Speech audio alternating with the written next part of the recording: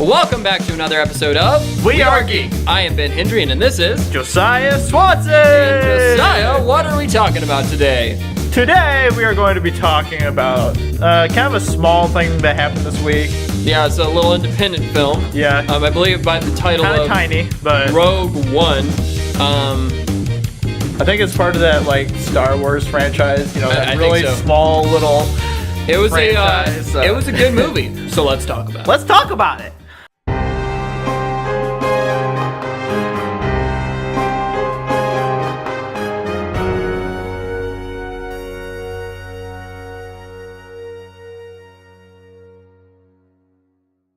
All right, Ben. So, Rogue One. I know you loved it and I hated it. So let's talk about that. just kidding. I don't think that either of us hated it. Nope. I think maybe one liked it more than the other. You can decide for yourself who that is. But Star Wars fanboy over here, you know. Says the Marvel fanboy. Trigger. No, but in all seriousness, I thought it was a really, really good movie. I thought that it was a very well-made movie, and it was the best of the prequels. Lies. These are lies. Not lies. Nothing will ever beat Revenge of the Sith. I will say that It right was now. so much better than Revenge of the Sith, dude. So much better. I will never change his mind on that, so let's just talk about Rogue One as a movie. All right. Want to start with some things we liked about the movie? No spoilers, and then we can talk about some things we didn't like. The third act Third act. was I thought that amazing. the third act was fantastic. I thought that the first two acts weren't bad at all. But I thought the third act, like, even if you hadn't liked the first two acts, the third act, like, made up for everything because it was so awesome. Yeah. And I thought the action was very good. I thought the story was really tight by the end of the movie. And I thought that they did what they were trying to do very well. So, I mean, and the third act's kind of hard to talk about without spoilers. So we're trying not to spoil anything, but there's some stuff that happens in the third act that just makes you go, Yep. so it's pretty awesome. Darth Vader, another big thing. Darth Vader's a big thing. I'm not going to tell you how much he's in the movie or anything about his scenes because that would be a spoiler. But Darth Vader's awesome.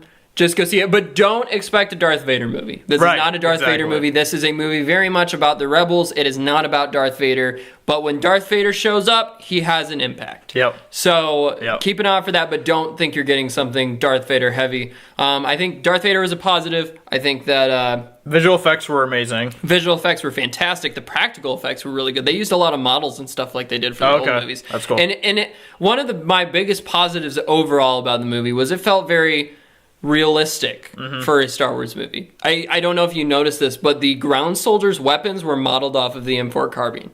Could you tell that? They looked just like them, like their rifles. Yeah. And I thought that was really cool. I thought that they brought a lot more realistic and gritty tone to it, which I think is neat. It was kind of like the war of Star Wars. Like, we haven't really seen a war in Star Wars, and that's kind of what it felt like. It kind of like... To me, Rogue One felt more like the original trilogy as far as like the feel than even the Force Awakens. I agree. Yeah. I agree with you. I think bringing back some of the models, the practical effects, and it's not that stuff wasn't in The Force Awakens, but in The Force Awakens, you know, I think everything was very polished. It kind of looked clean and stuff, whereas this movie, it felt like dirty, and it felt rough, and it felt rugged, and it just kind of felt old. Yep. And I liked that. I thought that it harkened back to like 77 with the original Star Wars.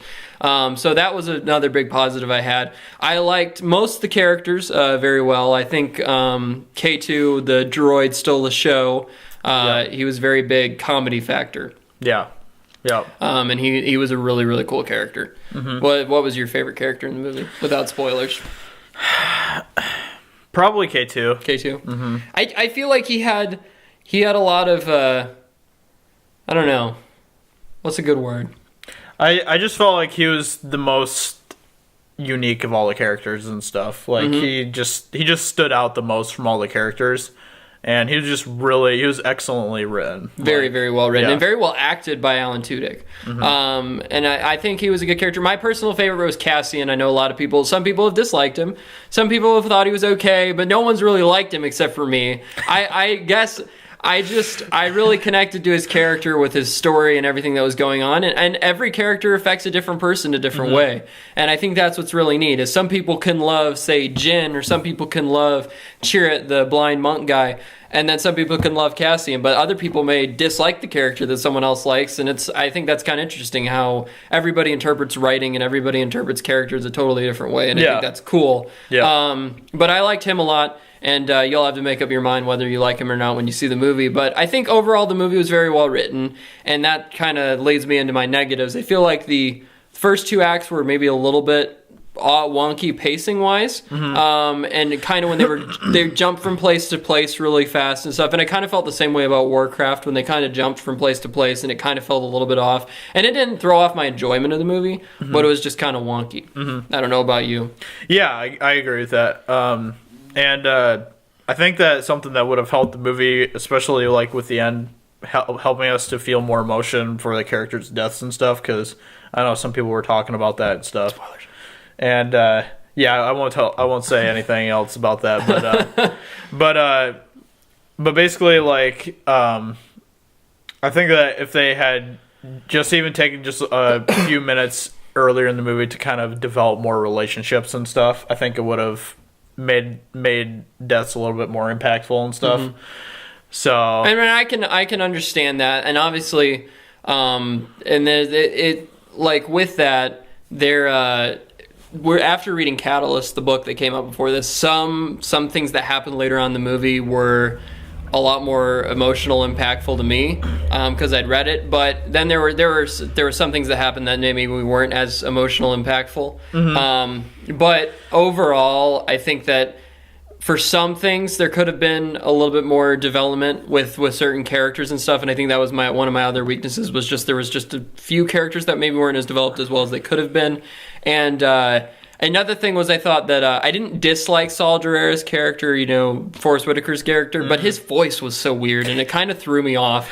He was like crazy, like he looked insane. I think that was the point, but the way he talked was kind of weird. You know what I mean? He was kind of just a weird placement in the movie. I felt like in some ways, like. I think they could have developed him better and stuff. Yeah. And I feel like I'm glad they didn't cut him out of the movie, but I feel like he was just he didn't exactly fit with everything else per se. But that's not like a huge flaw on my part. I just feel like he was just kind of interesting. I mean, to me there weren't like any like jarring negative things about the movie or anything. There were just some things that could have been better. But, but that's the case for every movie, There's always something that could have been better, I think, unless it's Lord of the Rings or something like that, or, But, so I think it was a really, really well-made movie. I think that there were aspects of it that were even better than The Force Awakens. There were obviously things about The Force Awakens that I enjoyed more, but there were aspects of Rogue One that were better than that. So I think that it's a very good movie and a very good, addition to the franchise, and I don't think they've for their first step into doing an anthology film. Yeah, it was a great first anthology film, and if this shows what there is to come, then we can only hope for even better movies, and this is a good movie. And if they can make something that's even better, then that kudos to them, because this is a good film. So we love you, Disney. We love you. What would you rate it?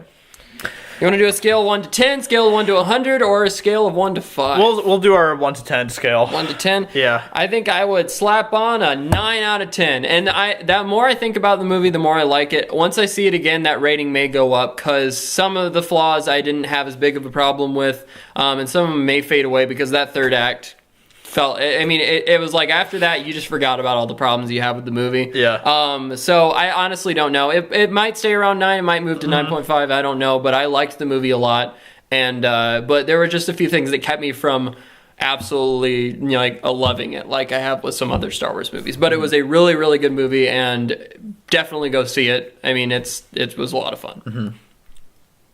Definitely isn't a 10 out of 10 like Revenge of the Sith is, but It's a much better movie than Revenge of the Sith. This guy is interesting. He's interesting. I don't understand him sometimes, but he's interesting. And it's like, you take that as you will. This is a much better movie than Revenge of the Sith, in my opinion. But then we have those guys who who maybe watched Star Wars later at a later age, that for some reason like Revenge of the Sith the best. But it's your opinion. You can love that opinion. You can love that movie. But yeah, what would you rate Rogue One? Probably an 8 out of 10. 8 out of 10? Yep. And that's a good rating. That's a Yeah. 8 out of 10. That's a 4 out of 5. That's a 80 out of 100. That's a good rating. I would definitely say that's worth seeing. Honestly, if I had rated it 6 out of 10, I would have said go see it, because it's honestly it's Star Wars.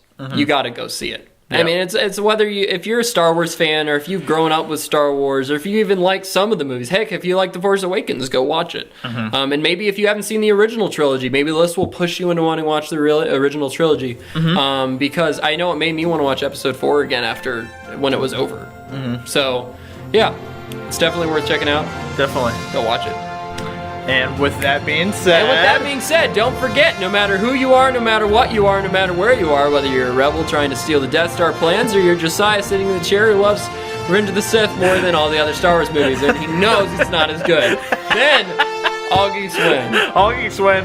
Have a great week, and we will talk to you soon.